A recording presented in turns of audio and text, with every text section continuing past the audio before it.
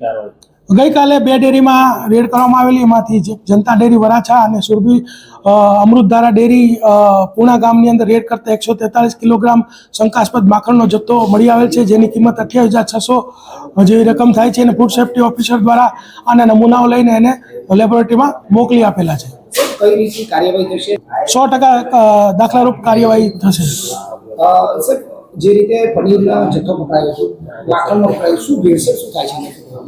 પનીરની અંદર જે અમે છેલ્લા કેટલાક સમયથી અમે એને ટ્રેક કરી રહ્યા છીએ, તો અમને ખ્યાલ આવ્યો છે કે બજારની અંદર જે પણ પનીર વેચાય છે 90% પનીર એનાલોગસ પનીર છે. એનાલોગસ પનીર એટલે એવું પનીર કે જેની અંદર મિલ્ક તો નામ માત્ર હોતું જ નથી, માત્ર ને માત્ર પામ ઓઇલ, સ્ટાર્ચ અને એસિડ, ગ્લેશિયલ એસિડ નાખી અને આ એનાલોગસ પનીર બનાવવામાં આવે છે.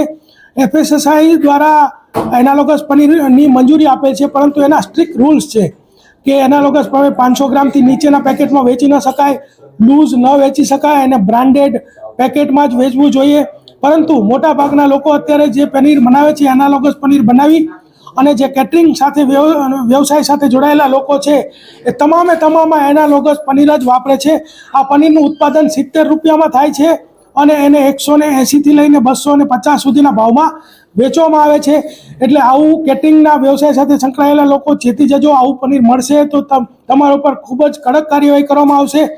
અને જો આવું પનીર ખાઈને કોઈની તબિયત લથડશે તો ખૂબ જ ગંભીર પ્રકારનો ગુનો દાખલ કરવામાં આવશે જો એ વ્યક્તિ ફરિયાદ આપશે તો.